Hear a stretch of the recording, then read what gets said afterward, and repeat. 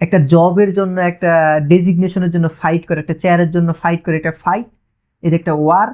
আর এখানে হচ্ছে কোম্পানিগুলি এমন ফাইটারদেরকে চুজ করেন যে একদম নিখুঁত এবং পারফেক্ট ফাইটার।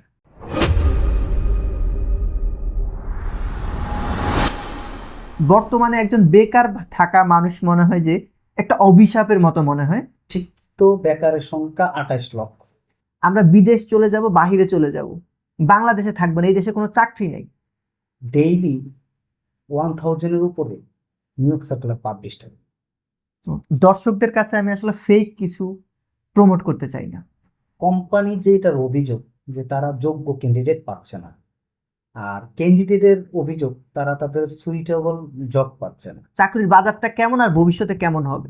প্রায় 10 লক্ষ মেম্বারদের সাথে আমি কানেক্টেড। মানে সিভি ব্যাপারটাকে একটা এমন একটা উচ্চ পর্যায়ে নিয়ে যাওয়া হয়েছে, মানে সেটার জন্য আমাকে হচ্ছে মানে কমার্শিয়ালি পারচেজ করতে হবে CV. How to find out a authentic candidate. Interview বোর্ডে অনেক সময় অহেতুক প্রশ্ন করা হয়। বাংলাদেশে এবং পৃথিবী জুড়ে একটা শব্দ খুবই প্রচলিত হচ্ছে, সেটা হচ্ছে ইন্ট্রোভার্ট। বাংলাদেশে অসংখ্য ছেলেরা রিমোট জব করে, তাদের কথা বলা লাগে না, তারা জাস্ট আপনার হচ্ছে মেইনটেইন করতেছে। হ্যাঁ, বাংলাদেশে বসে ইউরোপের কোন দেশে একটা রেপুটেড কোম্পানিতে জব করতেছে। আমাদের দেশটাকে ধ্বংসের থেকে বাঁচানোর সবচাইতে ভালো মাধ্যম হচ্ছে, সবচেয়ে গ্রেট উপায় হবে যোগ্য ব্যক্তিকে চাকরি প্রদান করা।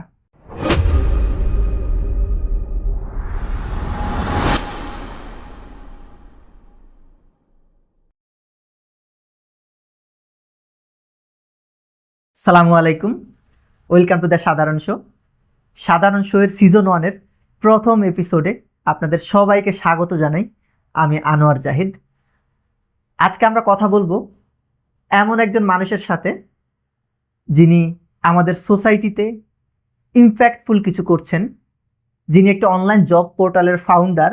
2021 সাল থেকে 2025 সাল পর্যন্ত তার পোর্টালের মাধ্যমে তিনি 20,000 প্লাস বেকার মানুষের কর্মসংস্থানের ব্যবস্থা করেছেন।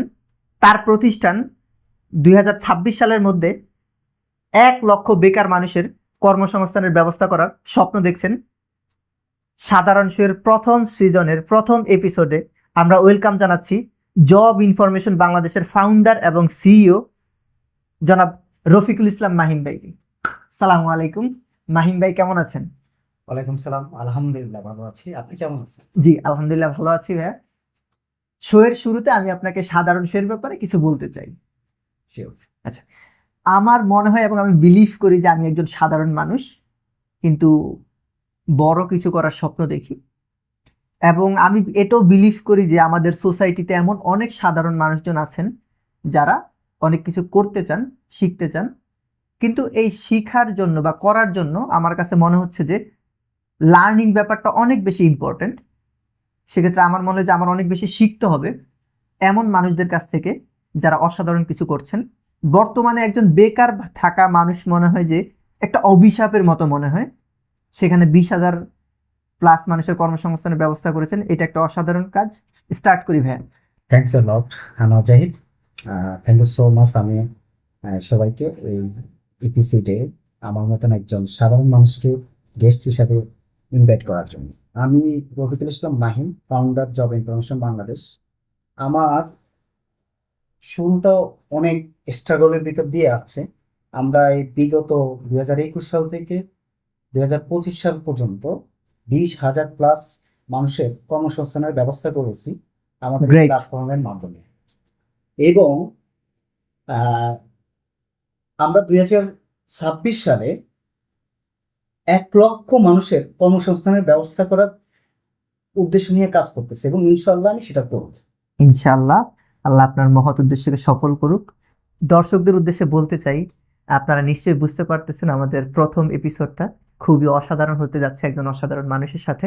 আজকের এই এপিসোডে আমরা স্পেশালি আলোচনা করব বাংলাদেশের বর্তমান চাকরির বাজার এবং ভবিষ্যৎ সম্ভাবনাগুলো কি আছে, কিভাবে একটি ভালো চাকরি পাওয়া যায়, কিভাবে ইন্টারভিউগুলো ফেস করা যায়, কত ভালোভাবে আপনার সিভিটা তৈরি করা যায়, ফ্রেশার যারা আছেন আপনাদের করণীয় কি আছেন সেগুলি নিয়ে আমরা আলোচনা করব। এছাড়াও ক্যারিয়ার বিষয়ে অন্যান্য যেসব গাইডলাইন থাকবে আমরা সেগুলো নিয়ে আলোচনা করব। সবার কাছে অনুরোধ রইলে আমাদের সাথে কানেক্টেড থাকবেন এবং এই ভিডিওটা আপনি শেষ পর্যন্ত দেখবেন আশা করি, এবং আমাদের চ্যানেলকে অবশ্যই সাবস্ক্রাইব করবেন, কারণ আপনার একটা সাবস্ক্রাইব আমাদের জন্য অনেক অনেক বেশি গুরুত্বপূর্ণ। আর আপনার যেই বন্ধুটি আছেন যিনি ক্যারিয়ারে ভালো করতে চাচ্ছেন, তার কাছে অবশ্যই আপনার ভিডিওটি শেয়ার করবেন। তো মাহিম ভাই, আমি আপনার কাছে ছোট্ট করে জানতে চাই আপনার জার্নিটা, ছোট করে যদি আপনার কর্মসংস্থান বা চাকরির কথা কিছু বলতেন। জি, আমার শুরুটা আপনার হচ্ছে বাংলাদেশের সুনামধন্য কোম্পানি থেকে শুরু হয়েছে, যেমন বিবিএস গ্রুপ থেকে আমার সব পথ চালা। তারপর আমি day by day BBS group, Aman group, MS group, সেখান থেকে আমি বাংলাদেশের বয়লার ম্যানুফ্যাকচারিং সেক্টরে কোম্পানিতে ফ্যাক্টরি ম্যানেজার হিসাবে দায়িত্ব ছিলাম। এমএস কর্পোরেশনে ছিলাম, যেখানে আমি জেনারেল ম্যানেজার হিসেবে দায়িত্ব ছিলাম। আমি আলিশানে ছিলাম, যেখানে আমি হেড অফ সেলস হিসাবে ছিলাম। So, অসাধারণ। এইভাবে আমি আমার কর্মসংস্থান কাজ করে যাচ্ছি। আপনার যদি মনে হয় যে শুরুটা যেভাবে আমি করেছি, সেই জায়গা থেকে যদি আমি বলি যে আজকে আমার এই লিড পজিশনে আসা অনেক বড় জার্নির পিছনে আমার আকাঙ্ক্ষা, আমার সাহস এবং আমার ইচ্ছা শক্তি বেশি আমাকে ইন্সপায়ার করেছে আপনাকে। ইন্সপায়ার করেছে। স্টিল যারা এখন আমাদের ভিডিওটি দেখছেন, এবং আশা করি আপনারা শেষ করবেন, আপনাদেরকে কানেক্টেড থাকার জন্য থ্যাঙ্কস জানাচ্ছি। আমি আমার পরবর্তী কোশ্চেনগুলোর দিকে চলে যাচ্ছি। এখন রফিকুল ইসলাম মাহিম ভাই, যেই জন্য মূলত হচ্ছে আমি আপনাকে এখানে ইনভাইট করেছি as a founder of job information Bangladesh, আমি এখন কথা বলতে চাই আপনার অর্গানাইজেশনের ব্যাপারে। আমি জানতে চাই কেন, why you found job information Bangladesh, কেন, কিভাবে, আপনার কি এছাড়াও কোনো ফাউন্ডার আছেন নাকি আপনি একাই করেছেন? না, জব ইনফরমেশন বাংলাদেশের ফাউন্ডার আমি নিজেই, আমি একাই। এবং Right. আমাকে সাপোর্টিং হিসাবে টিম আছে, আমার Okay. একদম বিশাল বড় টিম আছে। সো আমার এই জব ইনোভেশনটা, এই চিন্তাটা আমার শুরু হয় তখনই যখন ডিপ্লোমা শেষ করে, মানে আমার ডিপ্লোমা শেষ, ইন্ডাস্ট্রিয়াল অ্যাটাচমেন্ট শেষ হওয়ার সাথে সাথে আমার চাকরি, এবং আমার সার্কেলের কাছে একটা মেসেজ গেছে সবার আগে মাহিম জবে জয়েন করছে। ওয়াও। তো বিষয়টা অন্যরকম কাজ করছে আমার কাছে। তো সেই জায়গা থেকে আমি চাকরি নিয়ে প্রচুর রিসার্চ করতেছিলাম যে আমি এইখানেতে ছিলাম, এখান থেকে আমি আরো ভালো কিভাবে জয়েন করব, এবং চাকরি পাইতে গেলে আমাকে কি কি জানতে হবে, এবং নেটওয়ার্কটা আমাকে কিভাবে বাড়ায় আপনার আরো বেশি নিজেকে ডেভেলপ করা যাবে। তো আমি প্রচুর সময় দিচ্ছি। সো এইটাও কিন্তু আমার একটা সার্কেলের ভিতরে মোটামুটি মেসেজ চলে গেছে। আচ্ছা। তো সেই জায়গা থেকে আহ, আমি জব কন্টিনিউ করতেছি। ওকে। বিভিন্ন বন্ধু সার্কেল, ছোট ভাই, তারপর হচ্ছে আমার সার্কেল আমাকে জিজ্ঞাসা করতেছিল যে তার একটা চাকরি লাগবে। ওকে, আহ, ফাইন। তার বিভিন্ন বিষয় যখন আমাকে শেয়ার করে, তখন আমি সবসময় তাকে বলতাম যে অনেক পোর্টাল আছে, অনলাইন পোর্টাল আছে, সেখান থেকে অ্যাপ্লাই করো, ইন্টারভিউ ডাক পাবে। রাইট। সো তাদের রিপিট অভিযোগ যে তারা আসলে অনেক অ্যাপ্লাই করে কিন্তু ইন্টারভিউ কল পাইতেছে না। ওকে। ওকে, সেই জায়গা থেকে আমার একটা বা আমার একটা চিন্তা আসলো যে তাহলে আমার একটু অন্যরকম প্ল্যান করি। এখানে মনে হয় যে ইনফরমেশনের মিসিং ছিল, বা তারা যেই সার্কুলার গুলোতে অ্যাপ্লিকেশন করতেছিলেন সেগুলো মনে হয় যে আপনার হচ্ছে কারেক্ট ছিল না, এরকম কোনো কিছু কি, বা তারা লিগ্যাল সোর্স এবং ইনফরমেশনটা পাচ্ছিল না? এক্স্যাক্টলি এটাই, যে তারা হচ্ছে আবেদন করতেছে কিন্তু তারা কোথায় থেকে অ্যাপ্লিকেশন করতেছে, কি মাধ্যমে করতেছে, অ্যাপ্লিকেশনটা আসলে কিভাবে করতে হয় সেই প্রসেস গুলো হয়তো জানে না, এবং অনেক ইস্যুজ আছে, হয়তো বা তাদের সিভি ঠিক নাই, বিভিন্ন ইস্যুর কারণে ওকে। আপনার হচ্ছে তাদের ইন্টারভিউ কল পাইতেছে না। তো আমার থিঙ্ক হচ্ছে যে সঠিক ইনফরমেশন কিভাবে আমি দিব, ওকে। এবং সঠিক ইনফরমেশন কিভাবে দিব, এই জন্য আমি একটা প্ল্যান করছি যে আপনি অবশ্যই নিঃসন্দেহে জানেন যে বাংলাদেশের সবচেয়ে বড় জব সাইট হচ্ছে বিডি জবস। রাইট, সাউথ এশিয়ার সবচেয়ে বড় জব পোর্টাল বিডি জবস, এবং I proud for BD jobs. আমি ওই বিডি জবসে যখন আমরা একটা সময় লগ ইন করে আইডি ক্রিয়েট করে আবেদন করি, তো দেখা গেছে তখন তো ভালো একটা সাড়া ছিল, অনেকেই কিন্তু এই জিনিসটা জানতো না, যেমন ফেসবুক চালাচ্ছে, রিলস দেখতেছে বা ইটিসি, সে মনে করছে যে তার ফেসবুকটা বা নেটওয়ার্কটা মানে এইখানেই শেষ। আপনি কি বলতে চাচ্ছেন বিশাল বড় একটা জনগোষ্ঠী, যে জনগোষ্ঠী ইন্টারনেট বলতে শুধু ফেসবুক বুঝে, কিন্তু আদার্স যে বিভিন্ন ধরনের জব ফাইন্ডিং যে বিভিন্ন পোর্টাল আছে সেখানে কিভাবে সেটা ইউজ করতে হয়, সেই ইউজার এক্সপিরিয়েন্সটা তাদের ভালো না, বা তারা পারতেছে না, এরকম কোনো কিছু? হ্যাঁ, ঠিক এইরকমই কিছু ছিল। দেন আমার কাছে মনে হচ্ছে জিনিসটাকে আমি একটু সহজলভ্য করিনি, ওকে। এবং সঠিক ইনফরমেশন কিভাবে আমি দিব সবার মাঝে। Okay. তো তখন আমি জব ইনফরমেশন বাংলাদেশ নাম দিয়ে একটা পেজ ক্রিয়েট করি 2021 সালে। তো তখন আমি নিজে জবে ছিলাম, একটা ওকে, ফাইন। কোম্পানিতে জবে ছিলাম, ওই অবস্থায় আমি এটা ক্রিয়েট করি।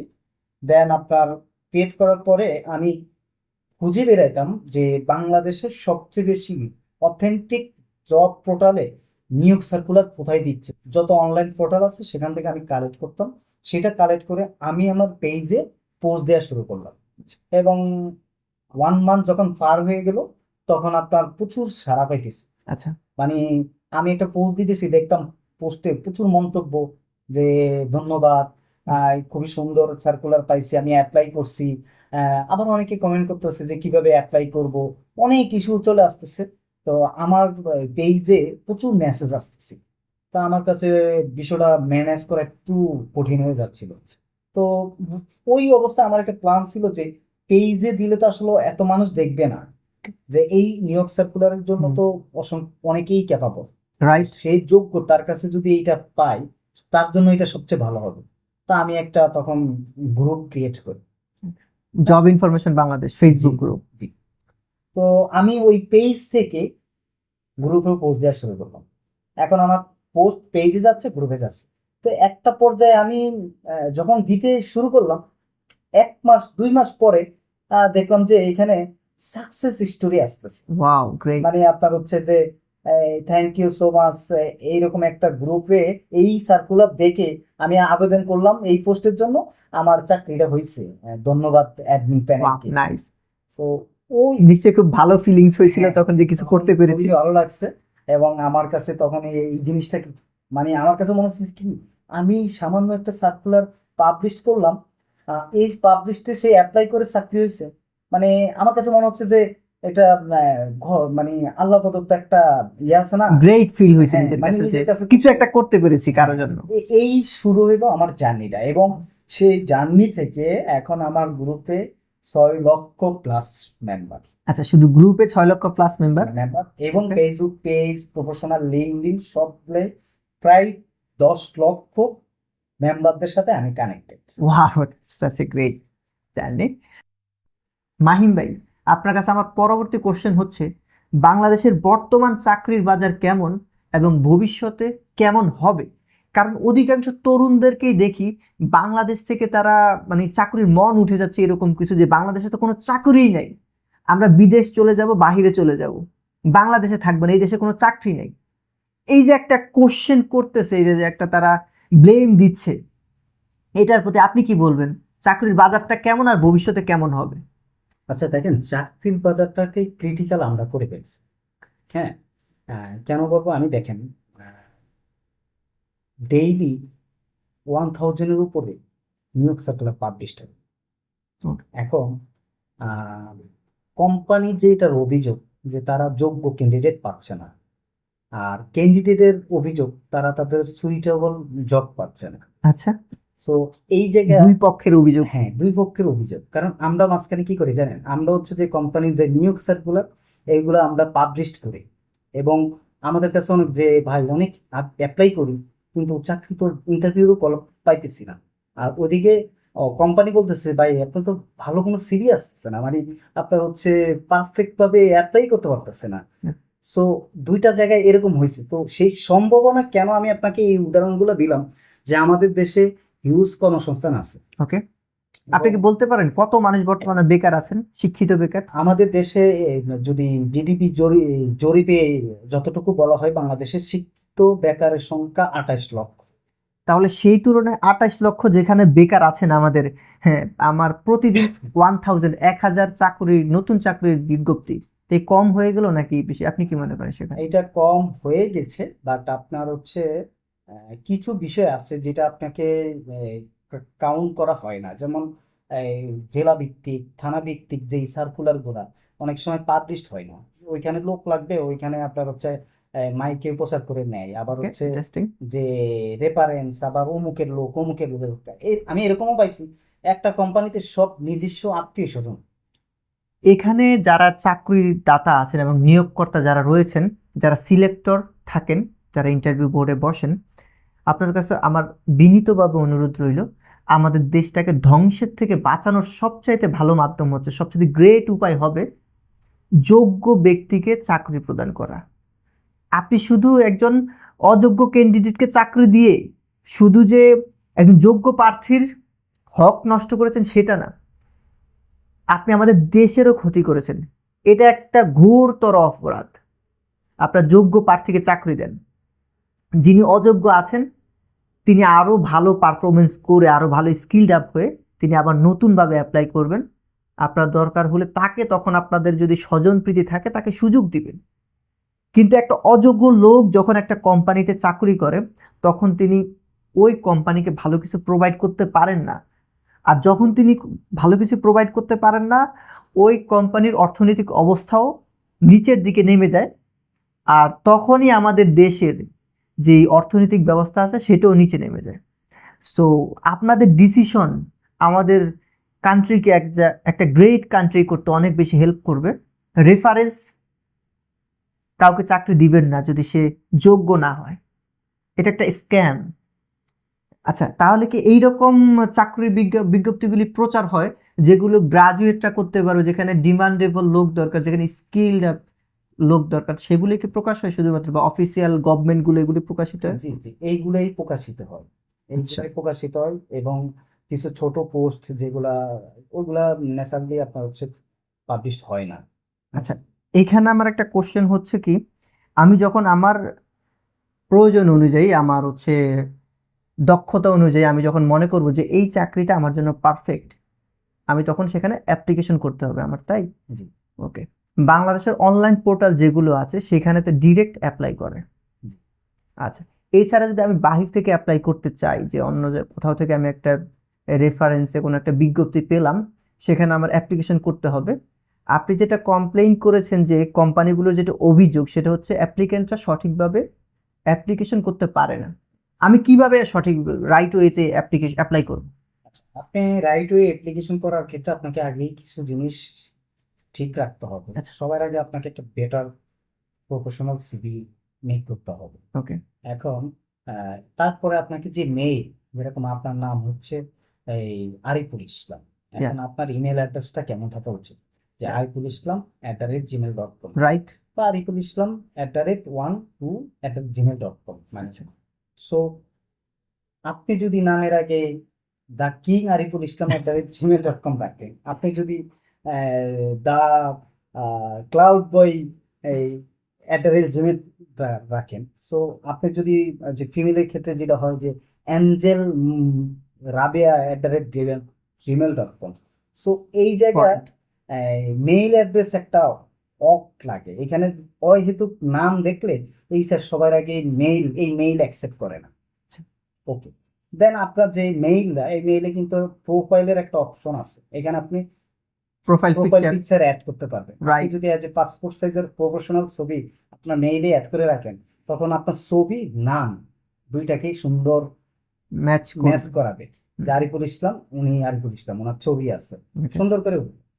দেন আপনাকে যেই পদে কোম্পানিতে ধরেন বিজনেস ডেভেলপমেন্ট ম্যানেজারে সে অ্যাপ্লাই করবে, সেই ক্ষেত্রে তার ওই যে সিভিতে আপনার হচ্ছে মেইলে সাবজেক্ট মেনশন করে, কভার লেটার মেনশন করে, বডিতে কভার লেটার মেনশন করে এবং তার সিভি অ্যাটাচ করে যদি সে অ্যাপ্লিকেশন করে, অবশ্যই তার কাছে এটা কোম্পানির এইচআর এর কাছে যারা এটা দেখে তার কাছে এটা সুন্দরভাবে প্রেজেন্ট করে। ওকে। আচ্ছা, কভার লেটারটা আসলে কি? সিভি ব্যাপারটা বুঝলাম, আবার কভার লেটার এটা কি? কভার লেটারটা হচ্ছে দেখেন, আপনি যেই কোম্পানি মানে যেই কোম্পানিতে আপনি অ্যাপ্লিকেশন করবেন, রাইট, সেই অ্যাপ্লিকেশন কোম্পানি সম্পর্কে ছোট্ট সামারি এবং আপনার সম্পর্কে সামারি। আপনি কোম্পানি সামারি বলতে আপনি কোম্পানিতে বিজনেস ডেভেলপমেন্ট করে অ্যাপ্লাই করবেন যে স্কোয়ারে আমি অমুক জায়গায় সার্কুলারটা পেয়েছি, আমি এখানে অ্যাপ্লাই করলাম, এই পজিশনের জন্য আমি যোগ্য মনে করি, আমি অমুক বলছিলাম যে আমার শর্ট ব্রিফ সামারিটা দিবেন। শর্ট সামারিটা আপনার হচ্ছে অ্যাড করে কভারে লিখতে হয় এবং কভারে এটা কন্টেন্ট আকারে লিখতে হয়। ওকে, ঠিক আছে। ফ্রেশার বন্ধুরা আপনারা যারা আছেন, যারা এই টপিকটা দেখছেন, এটা খুবই ইম্পর্টেন্ট টপিক। আপনারা যখন কোথাও অ্যাপ্লিকেশন করবেন কোনো জবের জন্য, সেক্ষেত্রে আপনার ইমেইলটা পারফেক্ট হইতে হবে। আমরা হয়তোবা আমি আনোয়ার জাহিদ, আমার নামের শুরুতে হয়তো আমি লিখি ঠিকভাবে আনোয়ার জাহিদ, কিন্তু ইমেইলের মধ্যে একটা ইউনিক নেম দিতে হয়, ইউজার নেম যেটাকে বলে, এটা আপনার অ্যাড্রেস হয়ে থাকে। সেই অ্যাড্রেসটা আপনারা কিং, কুইন এবং অ্যাঞ্জেল এইভাবে না ব্যবহার করে আপনারা ডিরেক্ট ব্যবহার করতে পারেন। আনোয়ার জাহিদ 123 যদি ইউনিক নামটা না পান, তাহলে অন্য কিছু অ্যাড করে আপনারা জিমেইল অ্যাড্রেসটা বানাবেন।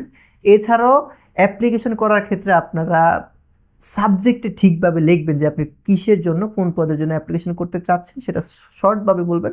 এছাড়াও একটা কভার লেটার অ্যাড করবেন আপনারা ইমেইলের বডিতে, সেখানে আপনারা কোন পদের জন্য অ্যাপ্লিকেশন করতে চাচ্ছেন এবং কোথায় আপনারা এই যে সোর্সটা পেয়েছেন বিজ্ঞপ্তিটা, এবং কেন আপনি এই পদের জন্য নিজেকে বেটার মনে করেন যে আপনাকে ইন্টারভিউর জন্য কল করবে, এবং আপনার সিভিটা অ্যাড করবেন। এই কভার লেটারটুকে অ্যাড করলে সুবিধা হবে কি, এইচআর সহজে আপনাকে শর্ট করতে পারবে আপনি কেন কি কারণে মেইল করেছেন।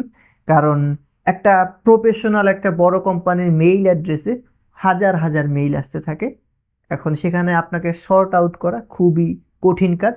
এবং আপনারা যদি এই স্টেপগুলি ফলো করেন, আমি বিশ্বাস করি, এবং জনাব রফিকুল ইসলাম মাহিম উনি তার অভিজ্ঞতা থেকে বলেছেন, আপনারা অবশ্যই অবশ্যই ইন্টারভিউ কল পাবেন। আচ্ছা রফিক ভাই, আপনি যে বললেন যে কিভাবে অ্যাপ্লিকেশনটা করব, আমি আপনার কথা মতো অ্যাপ্লিকেশনটা করেছি। আমাকে XYZ একটা কোম্পানি আমাকে ইন্টারভিউর জন্য কল করেছেন। এখন আমি কিভাবে আমার ইন্টারভিউর জন্য প্রস্তুতি নিব এবং আমি কিভাবে সিলেক্টরদেরকে ইন্টারভিউ বোর্ডে ফেস করব, সেই ব্যাপারে যদি একটু কিছু বলতেন। আচ্ছা, এখানে আপনাকে আমি একটু বলি, আমাদের Okay, sure. আমাদের দেশে প্রচুর স্ক্যাম হয়, তো প্রচুর ফ্রড নিয়োগ হয়, ফ্রড সার্কুলার হয়। তো সেই ক্ষেত্রে আপনি যখনই আপনাকে ইন্টারভিউর জন্য কল করবে, বা আপনি ওই বিষয়টা কনফার্মেশন নেবেন যে আপনাকে মেইলে কনফার্মেশন দিচ্ছে কিনা। ওকে, যদি গুড আপনাকে পয়েন্ট। মেইলে বা মেসেজে কনফার্মেশন দেয় যে আপনাকে ইন্টারভিউর জন্য অমুক জায়গায় ডাকছে, তাহলে আপনি কনফিডেন্টলি সেখানে যাবেন। যদি আপনাকে কোনো রকমের হোয়াটসঅ্যাপে মেসেজ দেয়, তাহলে আপনি এটাকে ইগনোর করবেন। ওকে, কারণ এটা রিয়েল হইলেও এটাকে ফেক হইতে পারে, এটা স্ক্যাম হইতে পারে। রাইট। কারণ এটা প্রসেস না, প্রসেস মেইল করে জানানো অথবা আপনার মেসেজ করে জানানো।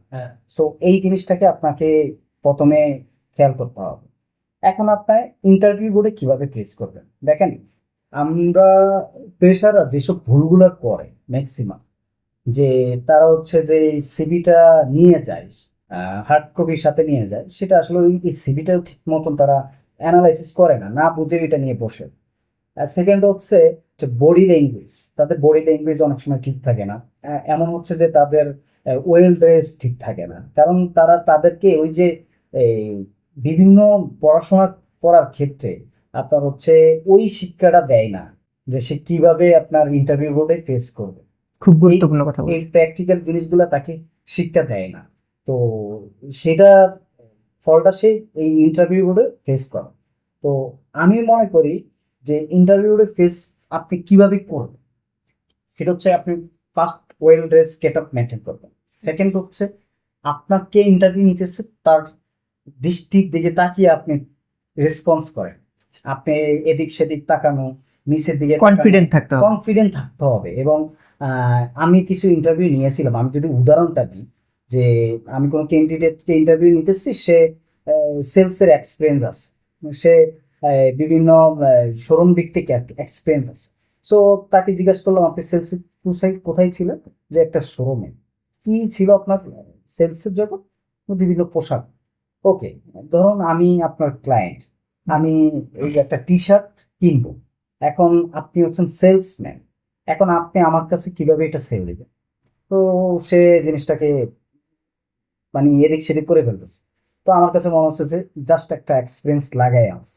এখন এই জিনিসগুলো আপনাকে বুঝতে হবে, মানে how to find out a authentic candidate, he is fraud or সে কি সিভিতে ভুল কিছু লিখেছে, অ্যাজ এ সিলেক্টর এটা আপনাকে ফাইন্ড আউট করে আপনি ঠিক বলেছেন। অবশ্যই আমাকে ফাইন্ড আউট করে ইন্টারভিউ ক্যান্ডিডেট আপনার কনফার্ম করতে হবে। ওকে, এবং সেই ফাইন্ড আউটটা বা সেই এই অ্যাবিলিটিটা, ক্যাপাবিলিটিটা একজন ইন্টারভিউয়ার ভিতরেও থাকতে হবে। ওকে, যে সিলেক্টর যে নির্বাচন করবে তার ভিতরে এটা থাকতে হবে। অবশ্যই একজন যোগ্য নির্বাচকই পারেন একজন যোগ্য প্রার্থীকে বের করে আনতে। অবশ্যই এটা কিন্তু নির্বাচকের দায়িত্ব। হ্যাঁ। তো সেক্ষেত্রে দেখা গেছে আমি আরো কিছু জিনিস সবসময় দেখি যে আপনি এই বাংলাদেশে যদি 100টা সিভি দেখেন, 99টা সিভির ভিতরে ওই যে কেরিয়ার অবজেক্টিভটা থাকে, যে কেরিয়ার অবজেক্টিভটা সে কপি পেস্ট মারে। আচ্ছা, খুব কম পাবেন যে সাথে ডিপার্টমেন্ট রিলেটেড রিলেভেন্ট রিসার্চ করে সামারিটা অ্যাড করে। দেখা গেছে আমি মেকানিক্যাল ইঞ্জিনিয়ার, আমি এই যে কেরিয়ার অবজেক্টিভটা কপি মেরে কোনো ইলেকট্রিক্যাল ইঞ্জিনিয়ারের এই অবজেক্টিভ আচ্ছা। অ্যাড করে দিই। এইখানে তাহলে আমি একটা ছোট্ট এক্সাম্পল নিয়ে আসি, একদম পিছনে চলে যাইতে হবে, একদম প্রাইমারি বা হাই স্কুল লেভেলে চলে যাইতে হবে। যখন আমরা রচনা লিখতাম তখন এটা কি অনেকটা এইম ইন লাইফের মতো হয়ে গেল না, যে যখন আমাদেরকে রচনা লিখতে দেওয়া হতো স্কুলে, স্যাররা সবাইকে কমন ডক্টর অ্যান্ড ইঞ্জিনিয়ার লিখতে হইতো। এখন সেইটাই কি এখানে ইফেক্ট ফেলছে কিনা, যে ক্যারিয়ার অবজেক্টিভ মানে আমি কি হইতে চাই, আমি কি পারবো, আমার সামারিটি তো আমি সেখানে লিখবো। যেখানে আমরা করছি কি কপি পেস্ট করছি। এটার দায়বদ্ধতা কি আপনি শিক্ষকদেরকে দিতে চাইবেন? বেশ, তারাই আমাদেরকে শিখাচ্ছে না ঠিকভাবে। হ্যাঁ, অবশ্যই আমি বলবো যে এখানে এডুকেশনের কিছু সিস্টেম চেঞ্জ করতে হবে, যে তাকে ওই প্রাইমারি মাধ্যমিক লাইফ থেকে তাকে প্র্যাকটিক্যালি সে কিসে দাবিত হবে, সে কি হবে, ডক্টর হবে, ইঞ্জিনিয়ার হবে, সে শিক্ষক হবে, তাকে সেই ক্যাটাগরিতে তাকে সুযোগ দেওয়া উচিত। ডিসাইডটা স্টুডেন্টকে করতে দিতে হবে, not a teacher, not a parents. Student decide করবে সে কি হবেন। হ্যাঁ, এবং সেই রেখা অনুযায়ী তো তাকে প্র্যাকটিক্যালি শেখাটা, অবশ্যই। প্র্যাকটিক্যালি বুঝাইতে হবে যে ঠিক আছে তোমাকে ডক্টর হইতে হবে, তোমাকে এই সিস্টেমে এই সিস্টেম আগাইতে আগাইতে হবে, হবে। তোমাকে এই তাকে সেই হিসাবে দিক নির্দেশনা দেওয়া হবে। হ্যাঁ, দিক নির্দেশনা দেওয়া হবে এই সিস্টেম হয়ে যাইলে যে আমার এই মিন যেই ব্যাপারটা আছে এটার সাথে আমার মিলে যাবে। কারণ আমি যেখানে ছিলাম যে কেরিয়ার অবজেক্টিভ বাংলাদেশের 100টা সিরিয়াল চেক করলে কেরিয়ার অবজেক্টিভটা কপি পেস্ট থাকে। এটা আচ্ছা, আদৌ okay. অনেকে জিনিসটাকে বেশি ইম্পর্টেন্ট দেয় না। আপনি যদি সিভি, আপনি জাস্ট ক্যান্ডিডেটকে সিভি নিয়ে প্রশ্ন করেন যে আপনি কেরিয়ার অবজেক্টিভটা বলেন, অনেকে বলতে পারবে। ওকে, এই জায়গায় আমরা ছোট্ট একটা মেসেজ আমার প্যারেন্টস এবং টিচারদেরকে দিতে চাই। আপনারা কাইন্ডলি কোনো স্টুডেন্টের এইম ইন লাইফ রচনা নিয়ে কখনো তার সাথে বার্গেন করবেন না। সে কি লেখে, কেন লিখছে, তাকে সেটার গুরুত্ব দিন, সেটা খুঁজে বের করুন এবং দেখুন। আর আমাদের ফ্রেশার ভাইদেরকেও বলবো যে ক্যারিয়ার অবজেক্টিভ কপি পেস্ট করবেন না, এটা আপনার ব্যাপারটাই আপনি লিখবেন সেখানে। আরেকটা কোশ্চেন হচ্ছে আপনার ওয়েল ড্রেস। আমি কিভাবে ওয়েল ড্রেসড হব? আমি কি হচ্ছে ফ্যান্সি ড্রেস পরে যাব, নাকি আমি কি টি শার্ট পরে যাব, নাকি আমি আমার মন স্বাধীন মতো জাস্ট ওয়েল ড্রেস পরে যাব? কোন টাইপের ওয়েল ড্রেস কথা বলতেছেন আপনি? আচ্ছা দেখেন, এই ওয়েল ড্রেস বলতে নর্মালি আমরা যেটা বুঝি যে Formal dress? Formal dress maintain করা। আপনি একটা শার্ট পরলেন, ফুলাতা শার্ট, আপনি হচ্ছে ইন্টারভিউতে আছেন, আপনি ভালো মতন এই করে ভালো একটা সুন্দর পরিষ্কার পরিচ্ছন্ন ড্রেস পরে ভালো একটা শু পরে আপনি যদি আপনার হচ্ছে ইন্টারভিউতে যান, তো এটা একটা ওয়েল গেট আপ। আচ্ছা, হ্যাঁ, তারপর আপনার এই চুলের কাটিং বলেন, আপনার একটা সুন্দর ব্যাপার আছে যে আপনি এলোমেলো জিনিসটাকে সাজিয়ে নেওয়াটাকে হচ্ছে ওয়েল ড্রেস মিলায় ওয়েল গেট আপ। ওটা জাজমেন্টের একটা ব্যাপার। আমার মনে হয় যে আমি প্রথম দেখায় কাউকে হচ্ছে জাজ করতে পারবো যে সে কি রকম ভাবে আসতেছে। পরিচ্ছন্নতা একটা ইম্পর্টেন্ট একটা ব্যাপার। ইমপ্রেশন মানে লাস্ট ইমপ্রেশন। হ্যাঁ, সো একটা কথা আছে না, তো আপনাকে যদি প্রথমে দেখে আকর্ষণীয় মনে হয় তাহলে আপনাকে এই কাজের ক্ষেত্রে মানে আপনাকে সিলেক্টেড করতে ওই এই নির্বাচকের সিলেক্টেড করতে অনেকটা ইজি করে দিল যে না, সে খুবই স্মার্ট ভাবে আসছে। এটা এটা খুবই ইম্পর্টেন্ট। নেক্সট কোশ্চেনটা হচ্ছে আমি আপনাকে করি, সেটা হচ্ছে ইন্টারভিউ বোর্ডে অনেক সময় অহেতুক প্রশ্ন করা হয়। যেমন আমি বাংলাদেশি একটা কোম্পানিতে, বাংলাদেশ নিয়ে তো আমরা কথা বলছি, আমরা এখানে কোনো একটা কোম্পানিতে XYZ কোম্পানিতে আমি 1 2 3 যে কোনো একটা পদের জন্য গেলাম। সেখানে আমাকে কোশ্চেন করা হলো যে উগান্ডার রাজধানী কোথায়। এটা একটা ট্রেন্ডিং টপিক আমাদের বাংলাদেশে, যে রিলেটেড কোশ্চেনের বাহিরে কেন সে কোশ্চেন করে। উগান্ডার রাজধানীর সাথে আমার সম্পর্ক কোথায়? পৃথিবী থেকে চাঁদের দূরত্ব কত, সেটা আমি জেনে কি করব? আবার যদি কোশ্চেন করে 2026 সালে ফুটবল ওয়ার্ল্ড কাপ কোথায় হবে, এটার সাথে আমার রিলেটেড কোথায়? আমি তো আর বিশ্বকাপও দেখতে যাব না, আমি আর উগান্ডাতেও যাব না, আমি চাঁদও যাব না। আমি এইখানে অ্যাজ এ মার্কেটিং ম্যানেজার হিসাবে জব করব। কেন কোশ্চেন করা হয় উদ্ভট প্রশ্নগুলো?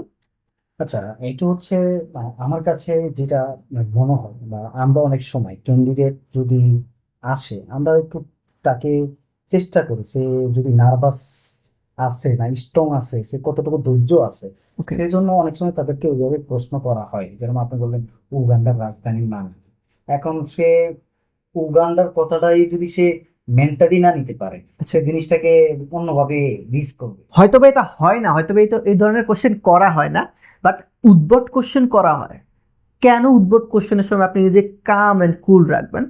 কারণ সে হয়তো আপনার ধৈর্যটাকে পরীক্ষা করতে চায়, আপনি কতটা ধৈর্যবান এবং কতটা সুন্দরভাবে রিয়্যাক্ট করেন। হয়তো বা আপনি কোশ্চেনগুলো পারবেন না, কিন্তু আপনি সুন্দরভাবে অ্যান্সার দেবেন, স্যার এটা আমার কাছে জানা নেই, আমি এটা পাচ্ছি না। কিন্তু আপনি রিয়্যাক্ট দেখাবেন না, কারণ এই রিয়াকশনটা অনেক বেশি, আপনি কত কুল আছেন একটা আনএক্সপেক্টেড মোমেন্টে, সেটাই দেখতে চাওয়া হচ্ছে এখানে। সো কোনো কোশ্চেনই আমার মনে হয় না যে যারা নির্বাচক আছেন ইন্টারভিউ বোর্ডে যারা বসেন তারা করেন, প্রত্যেকটার পিছনে কোনো রিজন থাকে।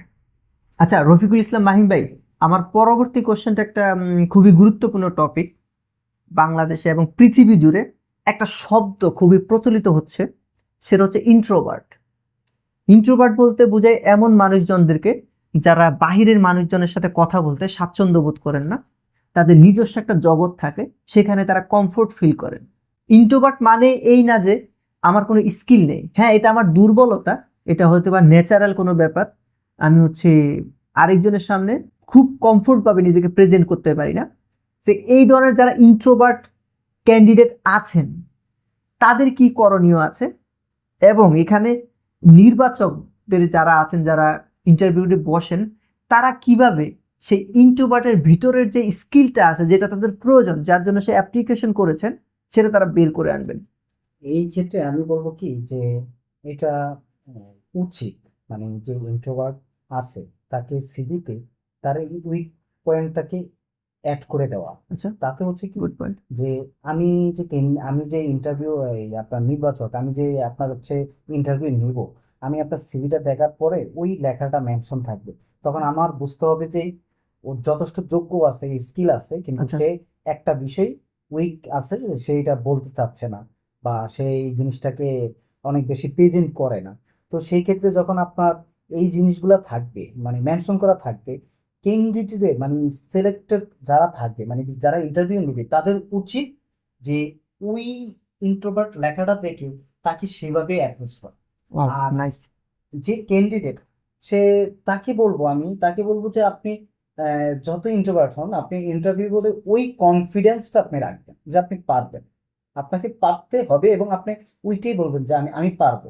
সো এই জিনিসগুলা ওনাকে শো আপ করতে হবে। যেরকম উনি ভালো গ্রাফিক্স ডিজাইনার, খুব ভালো ডিজাইনার, কিন্তু উনি আপনার হচ্ছে স্টেজে উঠে হয়তো ভালোভাবে কথা বলতেছে না, যে রাইট, সে বলতেছে না। এখন তার মানে এই না, কিন্তু হি ইজ গ্রেট ডিজাইনার। অবশ্যই, কিন্তু তার মানে এই না যে সে অযোগ্য, কখনোই না। কখনোই না। এখন আপনি তাকে সুযোগ দেন, সে এই ভালো ডিজাইনের সাথে কোনো একদিন সে ভালো স্পিকও দিতে পারে, ওকে, তাকে তো সেই অপরচুনিটিটা দিতে হবে। এখন উই নিড অ্যান অপরচুনিটি, হ্যাঁ, রাইট। আমাদেরকে ওই অপরচুনিটিটা তাদেরকে দিতেই হবে। এখন আমরা কি করি আমাদের দেশের প্রেক্ষাপটে, যে সে তো প্রেজেন্টই করতে পারে না, তাকে তো হবে না। আপনি কিভাবে চিন্তা করেন, বাংলাদেশে অসংখ্য ছেলেরা রিমোট জব করে, তাদের কথা বলা লাগে না, তারা Right, right. জাস্ট আপনার হচ্ছে মেনটেন করতেছে, হ্যাঁ, বাংলাদেশে বসে ইউরোপের কোনো দেশে একটা রেপুটেড কোম্পানিতে জব করতেছে, হ্যাঁ, এবং সেটা কি তার সারাদিন কথা বলা লাগতেছে? নো, সো সে কি অযোগ্য? নো। সে দেশে বসে নিজের বাসায় বসে বড় 6 ডিজিটের স্যালারিতে ডলার পাউন্ড ইনকাম করছেন, পাউন্ড ইনকাম করতেছে, তাইলে আমরা তাকে অযোগ্য বলবো? কখনো আমি বলবো যে ইন্ট্রোভার্ট, মানে তার যে প্রবলেম, সে যদি সিভিতে এটা মেনশন করে, এবং যারা নির্বাচক তারা এই জিনিসটাকে ওইভাবে মেনটেন করে তারকে সিলেক্ট করা উচিত, সুযোগ দেওয়া উচিত। সো মাই ইন্ট্রোভার্ট ফ্রেন্ডস যারা আছেন, ভয় পাবেন না, আপনারা অবশ্যই শুধু শর্টলি সুন্দরভাবে অ্যাড করে দিবেন, আর যেখানে আপনার নিজের স্কিলকে প্রেজেন্ট করতে হবে কনফিডেন্টলি সেটা প্রেজেন্ট করবেন। আর আমাদের এটা নিয়ে কর্পোরেটও অনেক বেশি ট্রেনিং হচ্ছে আজকাল ইন্ট্রোভার্ট ব্যাপারটা নিয়ে, এটা সিলেক্টরদেরকেও জানানো হচ্ছে। অনেক ক্যান্ডিডেট আসবেন, তিনি হয়তো নিজেকে ভালোভাবে প্রেজেন্ট করতে পারেন না, কিন্তু তার ভালো স্কিল আছে। এটা কোম্পানিগুলিও যারা সিলেক্টর আছেন এবং যারা এইচআর এবং ইন্টারভিউ বোর্ডে যারা বসেন তাদেরকে ট্রেন করা হচ্ছে। তো ভাইয়া আমার পরবর্তী কোশ্চেনে চলে যাই আমি। পরবর্তী কোশ্চেনটা হচ্ছে একটা ভালো সিভি কিভাবে বানানো যায়? আপনি খুব দারুণ একটা প্রশ্ন করছেন। আমি আসলে এই সিভি বিষয় নিয়ে অনেক কিছু অধীর আগ্রহী বলার চিন্তায় ছিলাম। ওকে ওকে। আচ্ছা, সেটা হচ্ছে আমাদের দেশে কিন্তু একটা বড় ধরনের স্ক্যাম হচ্ছে সিভি। কিসে সিবি স্ক্যাম? হাউ?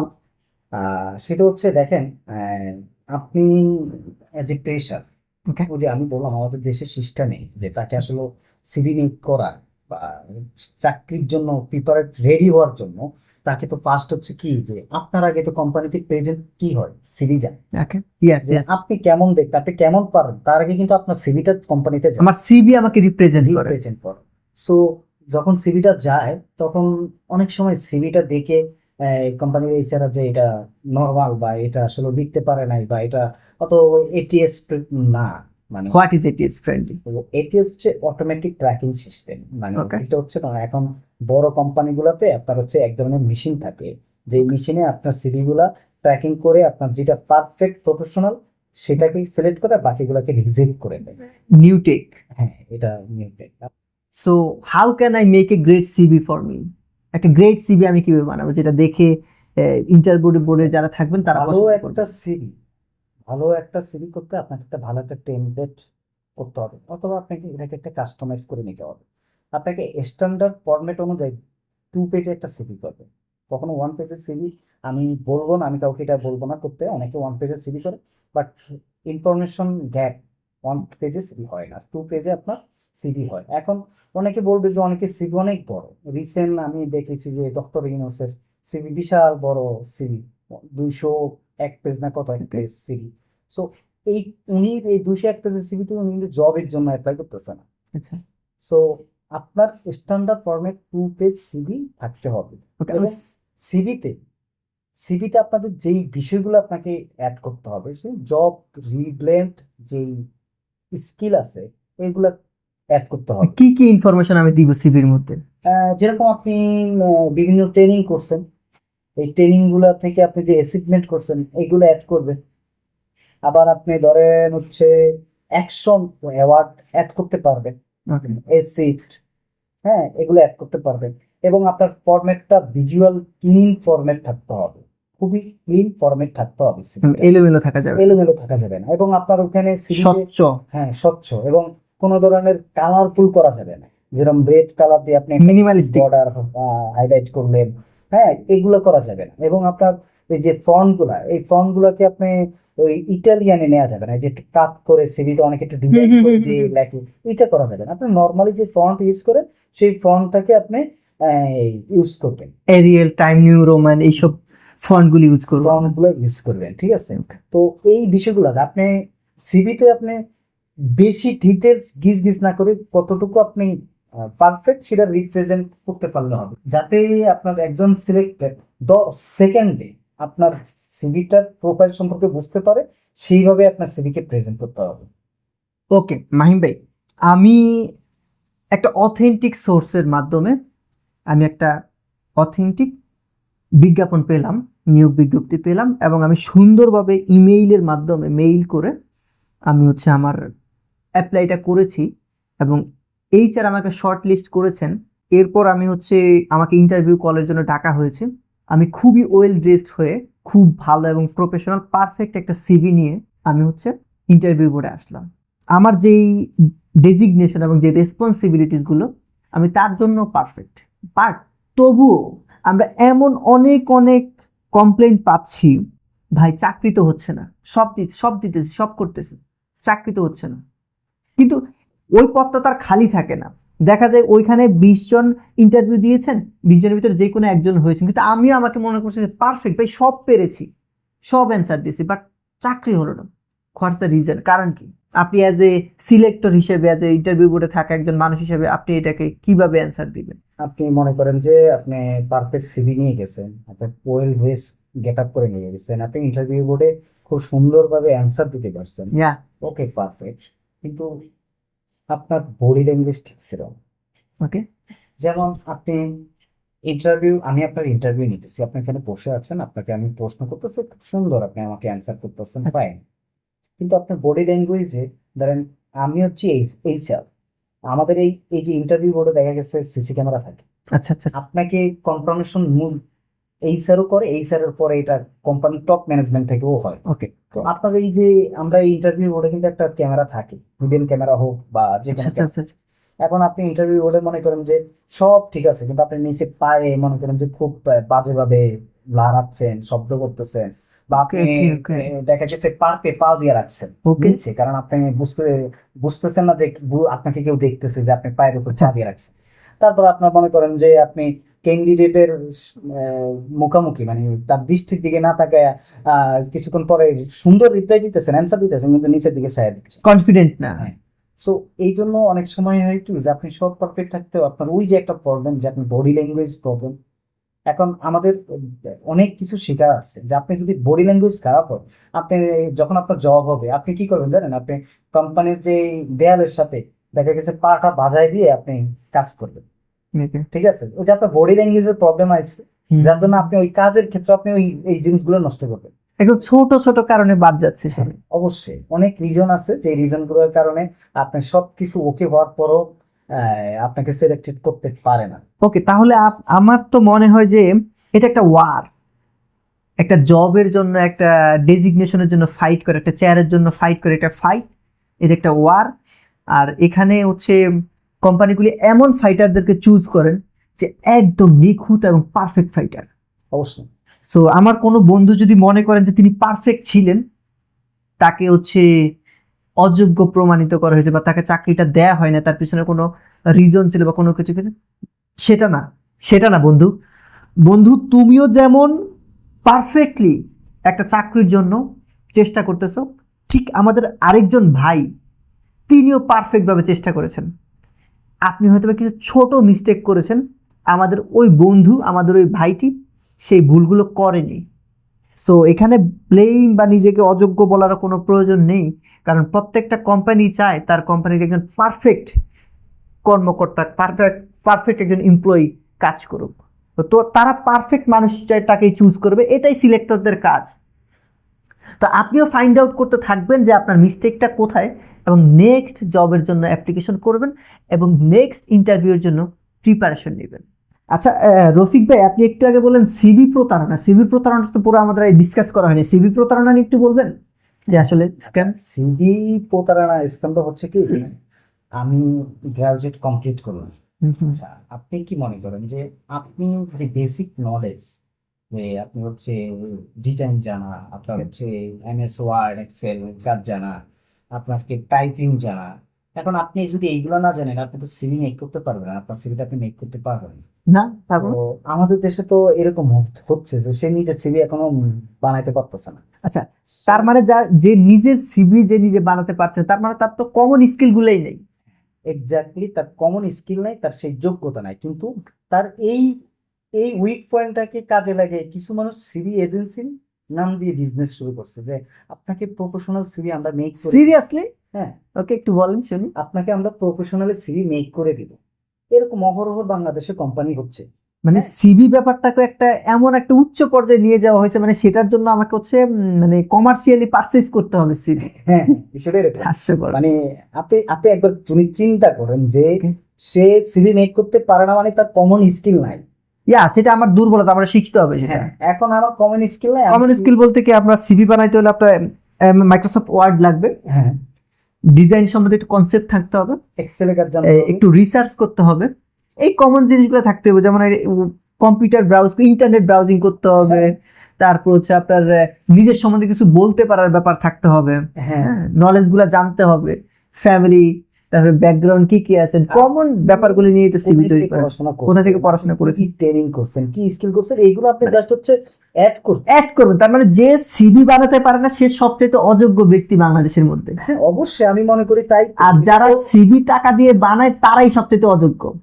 এখন আমি একটু বলি আপনাকে, দেখা Sure. গেছে তার ওই সুযোগটা লাগায় আপনার দেখা গেছে কল করা হয় যে আপনার সিভিটা আমরা পেয়েছি, এটা প্রফেশনাল না, আচ্ছা, আপনাকে আরো হাই প্রফেশনাল করতে হবে, এটিএস ফ্রেন্ডলি করতে হবে। ওকে। এইভাবে অফার এটিএস ফ্রেন্ডলি, এটা একটা স্ক্যাম নাকি?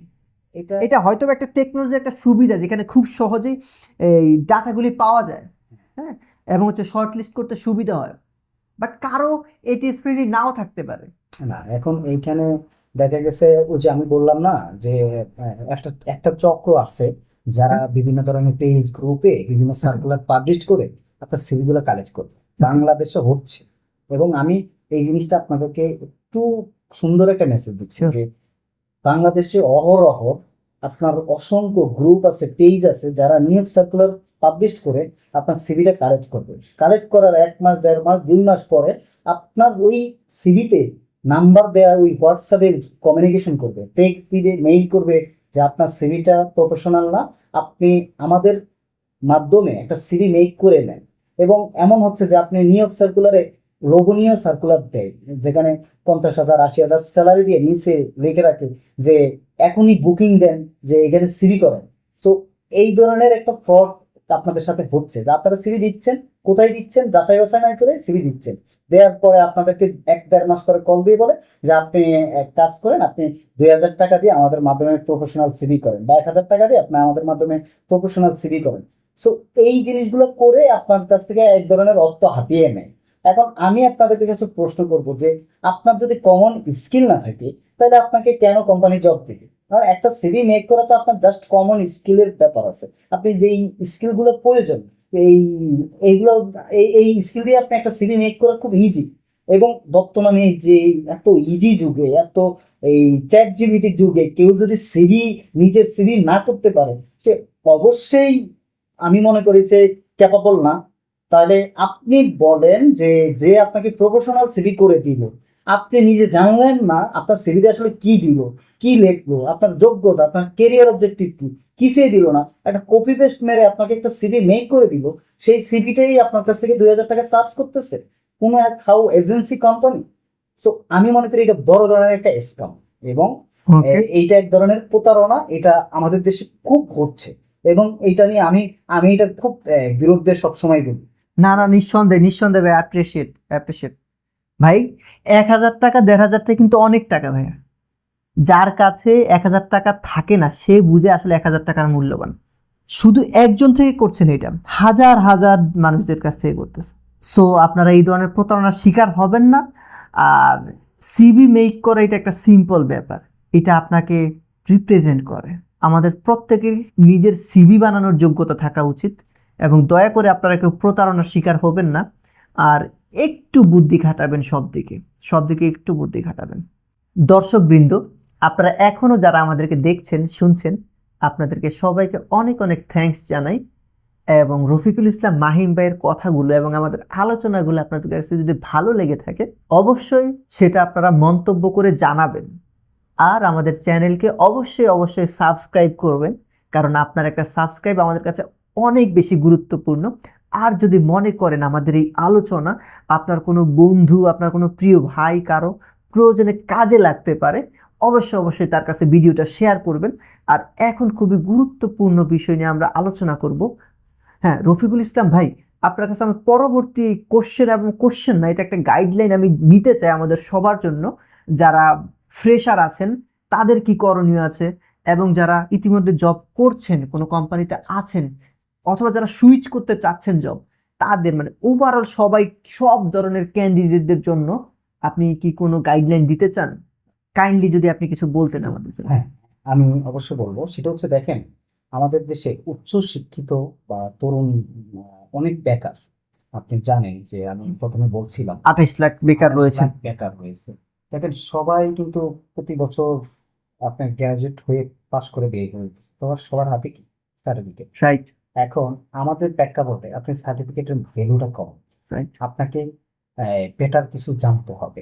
যেমন আপনাকে বাস্তবতা জানতে হবে, আপনি কতটুকু দক্ষ সেটা জানতে হবে, ওকে, এবং আপনি নিজের সময়টাকে কিভাবে ব্যবহার করতেছেন সেটা জানতে হবে, ওকে, এবং আপনার লক্ষ্যটা কতটুকু পরিষ্কার সঠিক আছে সেটাকে আপনার গুরুত্ব দিতে হবে। যেমন আপনি যদি আপনার লক্ষ্যকে বলি যে আপনি সরকারি চাকরি করবেন, নাকি আপনি বেসরকারি চাকরি করবেন, না আপনি বিজনেস করবেন, আপনি একটা সিলেক্ট করতে হবে। আপনাকে আপনার নির্দিষ্ট লক্ষ্যটাকে নিয়ে আগাইতে হবে। সো আপনার লক্ষ্য আগানোর পরে, যেমন আপনি যদি চাকরি করার চিন্তা করেন তাহলে আপনাকে মার্কেট অ্যানালাইসিস করতে হবে কোন সেক্টরের চাহিদা বেশি, এবং সেইভাবে আপনাকে আগাইতে হবে। বিকজ আপনার হচ্ছে যে আপনি যেই ডিপার্টমেন্ট দিয়ে পড়াশোনা করছেন হুম, সেই রিলেভেন্ট এই সাবজেক্টগুলা সেখানে কোথায় আছে, কোন সেক্টরগুলোতে এই জবগুলো আছে। আমার জন্য প্রযোজ্য যেসব জবগুলো রয়েছে যেগুলো আমি করতে পারবো। জি, ওই সেক্টরগুলো আপনাকে খুঁজে বের করে মার্কেট অ্যানালাইসিস করতে হবে। হুম হুম। এবং আপনাদের প্রত্যেকেরই নির্দিষ্ট কিছু স্কিল থাকে, যেমন কমিউনিকেশন স্কিল আপনার কি কি থাকে, আপনি এক্সেল কাজ জানেন, আপনি ইংলিশ জানেন, আপনি টাইপিং জানেন, বাট আপনি ডিপার্টমেন্ট রিলেটেড আপনি কয়টা স্কিল, আপনি টেকনিক্যাল স্কিল, সফট স্কিল আপনি কি করতেছেন কিনা। মানে কমন স্কিল গুলো আমার মধ্যে রয়েছে, কিন্তু আমার মধ্যে ডিপার্টমেন্ট রয়েছে যেটা আমার জন্য প্রয়োজন, অবশ্যই, যেটা আমি সেল করবো অ্যাকচুয়ালি। হ্যাঁ অবশ্যই, এক্স্যাক্টলি আপনার হচ্ছে সেই ডিপার্টমেন্ট রিলেভেন্ট স্কিল এবং টেকনিক্যাল স্কিলগুলো আপনাকে করতে হবে, পাশাপাশি আপনাকে সফট স্কিলও ডেভেলপ করতে হবে। কি ধরনের সফট স্কিল, কিছু কি নাম বলবেন? যেমন সফট স্কিল, যেমন আপনি কমিউনিকেশন ডেভেলপ, আবার হচ্ছে আপনি টিম ওয়ার্ক ডেভেলপ, এবং আপনি হচ্ছে পাবলিক স্পিকিং, এবং আপনার সাউন্ড টক, মানে আপনি ভালোভাবে খুব স্পষ্ট কথা বলতেছেন। এই ধরনের সফট স্কিলগুলো আপনাকে প্রচুর জানতে হবে। মানে এগুলো কমন স্কিল, মানে থাকাই লাগবে। হ্যাঁ, এগুলো মাস্ট আপনার থাকা লাগবে। আপনার যদি নিজের সেক্টর, আপনি কি সেল করবেন, আমাদের আলটিমেটলি দিন শেষে সবাইকে সেল করতে হয়, আমরা আমাদের নিজের স্কিল সেল করব। তা আমি কোথাও জব করতে গেলে আমাদের রেসপন্সিবিলিটিসগুলো তো আমার জানতে হবে, আমার করতে পারতে হবে, তাই না? তা আমাদের মধ্যে আমাদের সেই স্কিলটাও থাকতে হবে, এবং আমাদের মধ্যে সফট স্কিলটাও থাকতে হবে, এবং আমাদের মধ্যে সেগুলো প্রেজেন্ট করার মতো দক্ষতাও থাকতে হবে। তাহলে আমি আমার জন্য একটা পারফেক্ট পজিশন, অবশ্যই, পারফেক্ট চেয়ার পাবো। হ্যাঁ, এবং আপনাকে এই স্কিলের পর আপনাকে একটা বেটার নেটওয়ার্ক ডেভেলপ করতে হবে, সেটা আপনার ফেসবুক হোক, সেটা লিঙ্কডইন হোক। হ্যাঁ, এইটার মাধ্যমে আপনাকে একটা নেটওয়ার্ক ডেভেলপ করতে হবে। আচ্ছা, কিভাবে নেটওয়ার্ক ডেভেলপ করে? আমি কি রিকোয়েস্ট পাঠাবো, ফ্রেন্ড বানাবো সবার সাথে, এইভাবে আমি হচ্ছে নেটওয়ার্ক বানাবো আচ্ছা, নাকি? এটাই কি নেটওয়ার্ক? বিষয়টা এরকম না। নেটওয়ার্ক বলতে আপনাকে ফেসবুকে রিকোয়েস্ট দিল বা আপনার লিঙ্কডইনে কানেকশন পাঠাইলাম, অ্যাকসেপ্ট করলাম, বিষয়টা এখানেই শেষ না। আপনি তার সাথে, আপনি যেই উদ্দেশ্যে তাকে নক করছেন সেই উদ্দেশ্য নিয়ে আপনি তাকে ট্রাস্ট করেন, এবং আপনি তাকে সেভাবে নিজেকে রিপ্রেজেন্ট করে আপনি তাকে কমিউনিকেশন করেন। এখন আপনি ধরেন আপনার একটা চাকরি লাগবে, এখন আপনি যদি কাউকে মেসেজ দেন, হ্যালো আমার একটা চাকরি লাগবে, একটু ব্যবস্থা করেন, বা আমাকে একটা চাকরি দেওয়া যাবে কিনা, বা এরকম তো আমি কোনো স্কোপ ফাঁকা আছে কিনা? এরকম হাজারো মেসেজ আমাদের কাছে আসে। সো তখন আমরা সবার আগে ইগনোর করি যে তার তো কমিউনিকেশন স্কিল নাই, সে আসলে আমার তার সম্পর্কে প্রেজেন্ট করতে পারে না। সে যদি খুব স্মার্টলি তার সিভিটা শেয়ার করে, সে কি কি কাজ জানে, সেই দক্ষগুলা কভারের মতন করে আমাকে একটা মেসেজ দিত, তো আমি বুঝতাম যে তার এই জায়গায় চাকরি এক্সপিরিয়েন্স আছে, এই জায়গাতে পড়াশোনা করছে, তার সিভিটাও সুন্দর করে পাঠাইছে, আমি অবশ্যই দেখি যে পারফেক্ট আছে কিনা। এখন আপনি কমিউনিকেশনটা সঠিকভাবেই করতে হবে, আদারওয়াইজ আপনার কমিউনিকেশন মেলে কাজ হবে না। আপনি মনে করেন যে হিউজ মানুষের সাথে কমিউনিকেশন, অনেক বড় বড় এই ম্যানেজমেন্টের সাথে কমিউনিকেশন, কিন্তু আপনাকে কাজের বেলা আপনার কোনো ফায়দা হচ্ছে আচ্ছা, না। তাহলে কাদের সাথে আমি নেটওয়ার্কটা তৈরি করব, কাদের সাথে কমিউনিকেশন করলে আমার জন্য বেটার হবে? ওই যে আপনার নেটওয়ার্কটা এবং কমিউনিকেশনটা আপনার সঠিকভাবে করতে হবে। সঠিকভাবে বলতে আমি কি আমার কলেজের সিনিয়র বড় ভাইদের সাথে করব, নাকি এলাকার বড় ভাইদের সাথে করব, নাকি পরিচিত দেখেন, কোনো বড় ভাইদের সাথে, নাকি অপরিচিত যারা আমার সেক্টরে আছেন তাদের সাথে করব? এখানে কমিউনিকেশনটা আপনি সবার সাথে করতে পারবেন, কোথায় বেশি কোথায় কম, যেখানে আপনার বেশি প্রয়োজন সেখানে বেশি করবেন। দেখেন, আপনি যদি টেক্সটাইল ডিপার্টমেন্ট দিয়ে বের হন, আপনার হচ্ছে যে ইউনিভার্সিটিতে আপনি পড়াশোনা করছেন, অবশ্যই ইউনিভার্সিটিতে আপনার একটা টেক্সটাইল ডিপার্টমেন্টের ক্লাব থাকে, হ্যাঁ, বা অ্যালামনাই থাকে। সো আপনি ওই অ্যালামনের সাথে যুক্ত হয়েছেন, আপনাকে যুক্ত হতে হবে, আপনি সদস্য হন, কোনো এক সময় ওইখানে আপনি লিড পজিশনও যাইতে পারেন। রাইট। সো যখন এই অ্যালামনার সিনিয়র যারা আছেন, যারা আপনি মাত্র গ্রাজুয়েশন কমপ্লিট করছেন, আপনার আরো 10 বছর আগে যারা বের হয়ে গেছে, তারাও এই জি। অ্যালামনের প্রেসিডেন্ট ছিল, সেক্রেটারি ছিল, সদস্য ছিল, তারা কেউ না কেউ জবে আছে বা বিজনেস করে, কেউ হ্যাঁ, না কেউ অবশ্যই। ভালো জায়গায় আছে। আপনি এই অ্যালামনের একটা পরিচয় দিয়ে আপনি তাকে নেটওয়ার্ক ডেভেলপ করতে ওয়াও, পারবেন। খুব সুন্দর ট্রিক্স বলে দিয়েছেন। আমার ফ্রেন্ডস, আপনারা যারা আছেন, যারা সাধারণ ফ্রেন্ডস, এই টপিকটা খুবই গুরুত্বপূর্ণ একটা টপিক হতে যাচ্ছে। মাহিম ভাই, আপনি বলেছেন কিন্তু একটা ভালো জব পাওয়ার জন্য হচ্ছে অনেক বেশি পারফেক্ট হইতে হবে, কিন্তু আমার যেসব বন্ধুরা আছেন যারা আমার মতো সাধারণ, যারা পারফেক্ট না, they also deserve a job, তারাও কি বেকার থাকবে? তারাও কি অভিশপ্ত জীবন যাপন করবেন? তাদের জন্য যে তারা যে কিভাবে একটা জব পেতে পারে, নেভার গিভ আপ। আপনার কাছে কি এরকম কোনো স্টোরি আছে বা রিয়েল লাইফ কোনো আপনার এক্সপেরিয়েন্স অ্যাজ এ ইন্টারভিউ বোর্ডে থাকা একজন সিলেক্টর হিসেবে আপনি কোনো গল্প শেয়ার করবেন, যাতে আমার সাধারণ বন্ধুরা যাদের তেমন কোনো স্কিল নেই বাট তারা কনফিডেন্ট যে তারা অপরচুনিটি দিলে তারা পারবে, এরকম কোনো স্টোরিজ থাকলে আমার ফ্রেন্ডসদের জন্য শেয়ার করেন। আমরা এই টপিকটা দিয়ে আমাদের পডকাস্ট শেষ করব, যদি এরকম কোনো রিয়েল স্টোরি থাকে আপনার কাছে। আমি যেটা বলবো যে I am sorry for that, যে আমি একটু এক্সাইটেড হয়ে গেছি, কারণ আমি খুবই চাচ্ছি যে আমার সাধারণ বন্ধুরা কিছু করুক। আচ্ছা, আমি যেটা বলবো সেটা হচ্ছে যে আপনি বললেন যে তাহলে কি সবাই বেকার থাকবে? আচ্ছা, সবার বেকার থাকবে না যদি আপনি নিজেকে প্রতিদিন 1 ঘন্টা সময় দেন। প্রতিদিন নিজেকে 1 ঘন্টা সময় দিয়ে 1% উন্নতি করেন। আপনি মাসে এই 1 ঘন্টা করে 30 দিনে 30% উন্নতি করেন। আপনার একটা সেক্টর স্থির লক্ষ্য করে আপনি 1% করে আপনি 30 দিনে 30% যদি উন্নতি করেন, আপনি একবার চিন্তা করেন যে 6 মান্থ আপনি যদি এটাকে ম্যানেজ করেন, তাহলে আপনি কত পার্সেন্ট নিজেকে উন্নতি করছেন। সো আপনি এই উন্নতি করলে আপনাকে আপনার জায়গায় পৌঁছাতে পারবেন। সো বেকার থাকার কোনো ওয়ে নাই। ওকে, খুব একটা ইজি। আপনি প্রতিদিন নিজেকে সময় দিতে হবে, প্রতিদিন 1% উন্নতি করতে হবে। এরকম কোনো গল্প কি আছে আপনার ইন্টারভিউতে আপনি যাকে প্রশ্ন করেছেন সে প্রশ্নটা পারে নাই, সে রেসপন্সিবিলিটি গুলো সে পারে নাই, আচ্ছা, সে কোনো কিছু, বাট সে কনফিডেন্ট, সে আপনার কথা বলছে sir I need a chance, chance দিন। এইরকম গল্প আমি একটা বলবো। আমি Please. একটা গল্প আমি শেয়ার করতে চাচ্ছি। যেরকম একজন ক্যান্ডিডেট, সে আপনার হচ্ছে সিভি নিয়ে আসছে, তো তাকে প্রশ্ন করা হয়েছে, তো সে আসলে কোনো ধরনের অ্যান্সার দিতে পারতেছে না, সে নিজের সম্পর্কে বলতে পারতেছে না, কিন্তু সে ইংলিশে গ্রাজুয়েট করা। ওকে, তাকে বললাম যে আপনি নিজের সম্পর্কে, এটা কি আপনার রিয়েল লাইফ এক্সপিরিয়েন্স? হ্যাঁ আমার রিয়েল লাইফে এক্সপিরিয়েন্স, আমি বললাম যে আপনি নিজের সম্পর্কে 2 লাইন ইংলিশে বলেন বা আপনি বলেন। সো উনি বললো যে আমি আসলে ইংলিশে বলতে পারতেছি না। সো আমি তাকে বললাম তাহলে আপনি বাংলায় বলেন, খুব সুন্দর করে বাংলায় বলেন। তারপরে সে খুব Nervous feel করতেছে। এবং সে বাংলায় বলতে পারে না। তো বিষয়টা কেমন লাগে যে ইংলিশে গ্রাজুয়েট কমপ্লিট করছে, 2 মিনিট নিজের সম্পর্কে বলতে পারে না, সেটা বাংলাও না ইংলিশেও না। যাক, তারপর আমি তার কোথাও জব করছেন, হ্যাঁ করছি, তো ওইখান থেকে প্রশ্ন করছি, তাও পারে না। তারপরে তার যে বেসিক যে স্কিল গুলো অ্যাড করা ছিল সিভিটা, আমি জিজ্ঞাসা করলাম যে আপনি মাইক্রোসফট ওয়ার্ডের যে কাজগুলো মেনশন করছেন, এটা কি আপনি আদৌ পারেন ভালো মতো? হুম। সে বলল যে আমি অনেক আগে করেছি, এখন হয়তো একটু ধারণা আছে।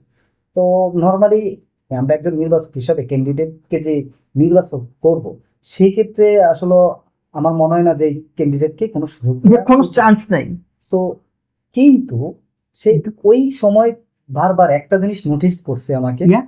যে স্যার এটা আমি পারি না, তবে এটা পারবো, আমি ওইটা পারবো। হোয়াট মানে আমি তাকে হোয়াট ইজ সেইড, আমি তাকে আই ক্যান ডু, আমি পারবো। হ্যাঁ, আই ক্যান ডু ইট, আমি পারবে। Yeah. সো সে বলল যে প্লিজ অপরচুনিটি, মানে আমাকে সুযোগ দেন। তো আমি তাকে বললাম যে আপনি আমার কোম্পানি সম্পর্কে জানেন, আমাদের কোম্পানিতে কি প্রোডাক্ট, যে আমি আমাকে সময় দেন, আমি পারবো। Yeah. এবং সে এই ব্যাপারটাকে রিপিট করছে 2 থেকে 3 বার, যে আমি কিন্তু বলি confidently I can do, sir আমি পারবো। আমি পারবো, আমি পারবো। কারণ আমরা খুবই ইন্টারভিউ, আমি নর্মালি খুবই ফ্রেন্ডলি আপনার জিজ্ঞাসা করি সবাইকে, যে thanks so much for this. মানে খুব বেশি তাকে একেবারে যে প্রেশারাইজ করি যে আপনি এইটা পারবেন ওইটা পারবেন, বা খুব বেশি তাকে কোশ্চেন করে বসি। আমি নর্মালি বলি যে যাতে সে আমার সাথে এই এঙ্গেজটা ভালো করতে পারে, আচ্ছা, অ্যান্সার বা রিপ্লাইটা ভালো দিতে পারে। সো বারবার ওই কথার মাঝে যখন বললে যে আমি পারবো, আমি পারবো, তখন আমি কোনো কথা বলি না, আমি ইনস্ট্যান্ট ওকে সিলেক্টেড করে দিলাম যে ঠিক আছে, আমি তোমার স্কিল দেখবো না, আমি তোমার কি কথা বলছো আমি জানি না, তুমি নিজের সম্পর্কে বলতে পারো না, আমি সেটা দেখি নাই, বাট তুমি ওই যে একটা কথা বলছো যে আমি পারবো, আমি পারবো, ওই পারার কারণে আমি বলছি যে তাহলে আমি একটু সুযোগ দিয়ে দেখি। ওকে, রফিকুল ইসলাম মাহিম ভাই, গল্পটা আমার কাছে খুবই ভালো লাগছে, থ্যাংক ইউ সো মাচ। আপনাদের মতো মেন্টর আর আপনাদের সিলেক্টররা আছেন দেখি সাধারণ মানুষ যারা আছেন তারা স্বপ্ন দেখেন, এবং আমার যে সকল বন্ধুরা আছেন, আপনি অ্যাটলিস্ট নিজেকে বলবেন, কনফিডেন্ট রাখবেন, আমরা পারবো, we do, we can do. So আমরা একেবারে একেবারে শেষ পর্যায়ে চলে আসছি।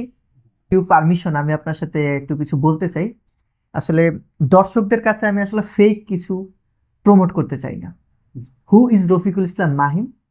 আমি দ্য রিয়েল রফিকুল ইসলাম মাহিমের স্টোরি আজকের এই এপিসোডের মাধ্যমে তুলে ধরতে চাই। আমি যতটুকু আপনার সব সম্বন্ধে জানি, আপনার উঠে আসাটা অনেক বেশি স্ট্রাগলের ছিল। আপনার ছোটবেলা থেকে আপনার প্রাইমারি টু আপনার রাইট নাও যে জার্নিটা, এটা একটু অনেক স্ট্রাগলের ছিল। কারণ আপনি যদি পারমিশন দেন তাহলে আমি আপনার সেই ব্যাপারে কিছু কোশ্চেন করতে চাই। হ্যাঁ, শিওর। কারণ যদি আপনার স্টোরিটা মানুষজন জানেন, তাহলে হচ্ছে আমার মনে হয় যে আমাদের মতো আরও হাজারো সাধারণ ভাইয়েরা তারা স্বপ্ন দেখবেন সেও একজন রফিকুল ইসলাম মাহিম হবে। আর এই জায়গায় সবার জন্য আমার একটা ছোট্ট মেসেজ দিতে চাই। এটা আমার নিজের কথা না, এটা আমার একজন ফিকাল গুরু বলেন, আমি ওনাকে অনেক বেশি ফলো করি, মৌলানা জালালউদ্দিন রুমি কথা বলেছেন, আর door is so wide open, so why you are stay in prison. কোর্সের ব্যাপারটাই আমি আজকে তুলে ধরবো আমাদের রফিকুল ইসলাম মাহিম ভাইয়ের গল্পের মাধ্যমে। আপনারা আমাদের সাথে কানেক্টেড থাকেন, অনেক সুন্দর ইন্সপায়ারিং স্টোরি আপনারা পাবেন। আপনার ছোটবেলা থেকে স্ট্রাগলের যে ব্যাপারটা ছিল সেটা একটু বলেন যে কি প্রবলেমগুলো ছিল। আবারও বলছি যে আমার বেড়ে ওঠাটা অনেক সহজ ছিল না, অনেক কঠিন ছিল। আমরা আমি পরিবারেরই সন্তান। তো আমার বাবা একজন ব্যবসায়ী ছিল, সারাদিন ব্যস্ত থাকতো, ব্যবসা করতেন। মা হাউস ওয়াইফ, গৃহিণী ছিল। তো আমার বংশগত বা আমার ফ্যামিলি সোসাইটি নেটওয়ার্কে অত হাই এডুকেশন পড়াশোনা বা কেউ ছিল না।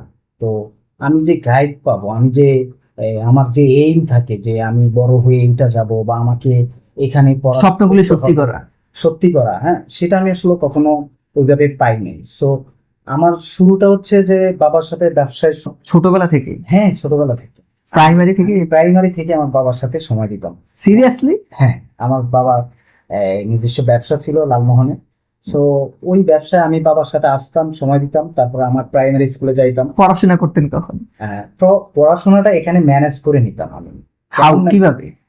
দেখা গেছে আমি সকাল সেই ভোরে উঠতাম, ভোরে উঠে নর্মালি যে আমাদের বিজনেস আছে, ব্যবসার জন্য আমি চাবিটা নিয়ে বাসা থেকে চলে আসতাম খুব ভোরে, এবং এসে আমি দোকান খুলে আমার মতো করে সব গুছায় টোছায় রাখতাম, পরিপাটি করে রাখতাম, পরিষ্কার করে রাখতাম। এর মধ্যে মনে করেন যে 8টা 7টা বেজে যাইতো, বাবা চলে আসতো দোকানে, আমি আমার ওখান থেকে 8টা থেকে আমি আমার স্কুলে চলে যেতাম। জার্নি ভাইয়া। হ্যাঁ, আমার হচ্ছে খুব কাছাকাছি স্কুল আর হচ্ছে আমাদের আমাদের দোকানটা। ওকে। সো এই জন্য আমার এই জিনিসটা হেল্প হয়েছে আমার জন্য।